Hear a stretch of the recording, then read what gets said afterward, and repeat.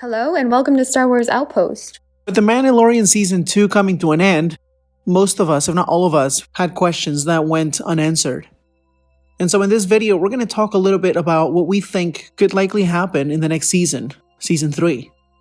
We're going to talk about whether Mando and Bo-Katan will fight. If so, who would win? And we're also going to talk about different possibilities as to what could happen between them two and what the future for the Mandalorians could be like. So we're really focusing on the context of the Season 2 finale. Remember, Bo-Katan in this episode had this fierce desire for the Darksaber. She required that she was to face Moff Gideon and that he was to yield to her so that she could be the rightful owner of the Darksaber and the ruler of Mandalore.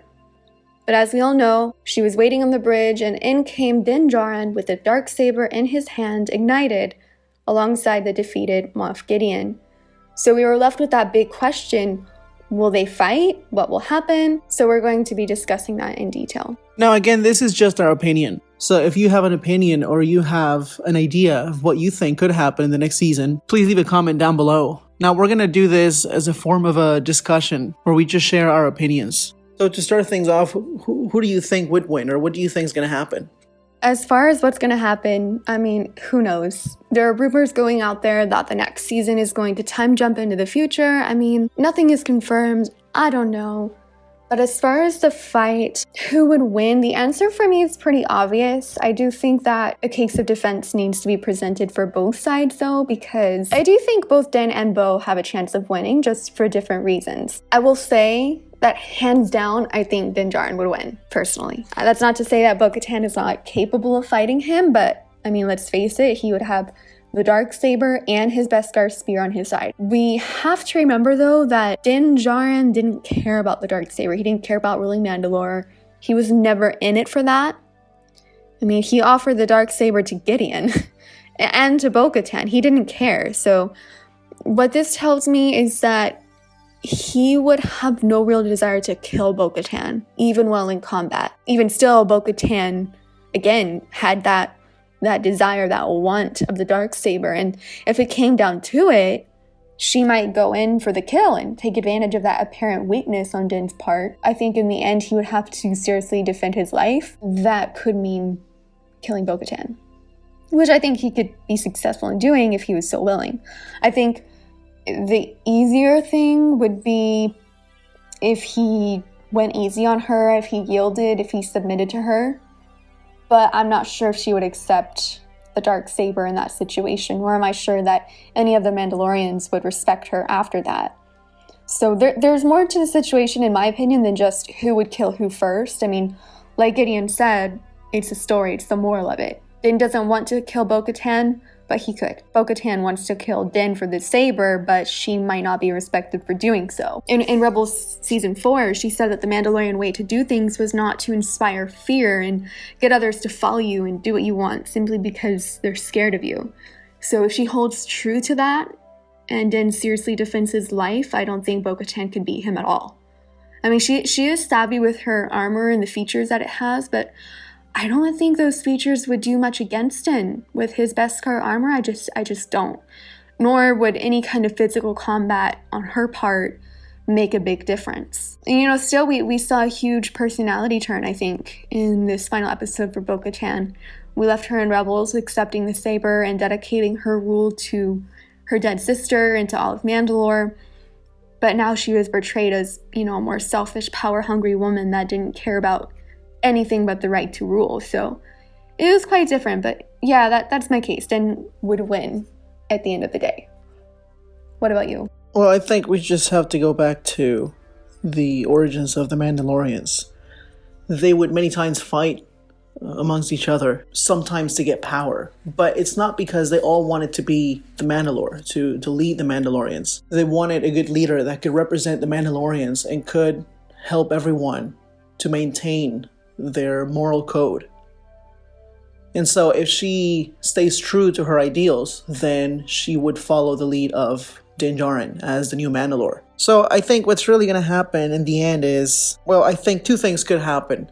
She's either going to accept Din Djarin as a new Mandalore and follow his lead. And if that happens, then everyone is going to follow his lead as well. And we have to remember that sometimes in the past, others would challenge the leader of the Mandalorians to take over as the Mandalore, but that was only because perhaps the current leader was not following or sticking close to true Mandalorian ideals, or because they had become weak.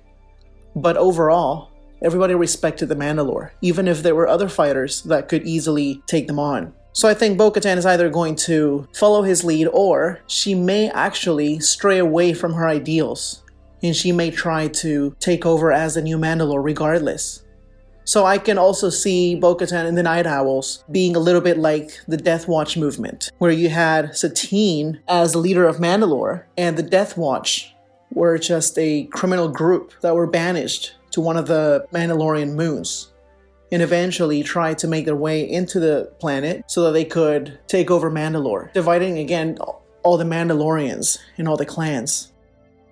Maybe another possibility would be she would respect his rule, but I could see it happening where, I don't know, in a battle or something, she could pull the same move that Jaster Muriel's second-hand man pulled and abandon Din in a desperate time of need. Say they're all ambushed, Din and Bo-Katan need to fight their way out of it together, but Bo-Katan sees this as an opportunity of Din dying and her being able to take advantage of that and get the Darksaber instead of helping him. Do you think that could work? Maybe, but the problem would be that she couldn't accept the Darksaber because she was staying true to her ideals. She was staying true to her beliefs and what she knew to be right.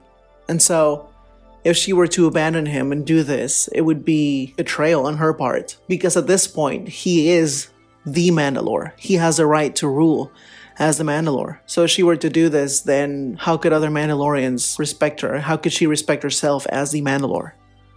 So then the question would be, does she want to rule as the Mandalore more than anything else? Or does she just want to see Mandalore restored to the old ways? Yeah, I guess I was thinking about the scene in the comics with Jaster Muriel and Montrose, right? So they were alone. It was just them two on the battlefield. Nobody really saw what happened. But yeah, I mean, this is all super hypothetical. It's just really hard to translate what we saw from Bo-Katan in the season finale, because it didn't really line up with her selflessness and her dignity and her honor that we saw in Rebel Season 4 especially. It was just a different side of her that, I mean, you know, when she was part of Death Watch and everything, she was a terrorist. I mean, she was super violent, a terrorist going against, you know, all of Mandalore, and she didn't care who died or whatever. She was going to maintain traditional Mandalorian culture. But I feel like this is just next level, so it's kind of hard to translate how that would play out, how far she would take it. If she was doing it simply because she didn't want an outsider to have the Darksaber, she wanted a Mandalorian to have the Darksaber, but why, you know, there's the argument of why did she make it all about herself then? Why did she have to face Gideon alone? Din Djarin's a Mandalorian. She should have been happy that now it was in Mandalorian hands, but she was disappointed because it wasn't her. Maybe the whole, everyone in Mandalore supports you, this clan supports you, this clan supports you. Maybe it got to her head. She was the heiress to the throne by part of her sister, but maybe it all got to her head. I think in the end, it's just all going to come down to Mando's reaction. If he decides to take his place as a rightful leader of the Mandalorians, then that can make all the difference. Because we've seen this in the past in Legends and in canon.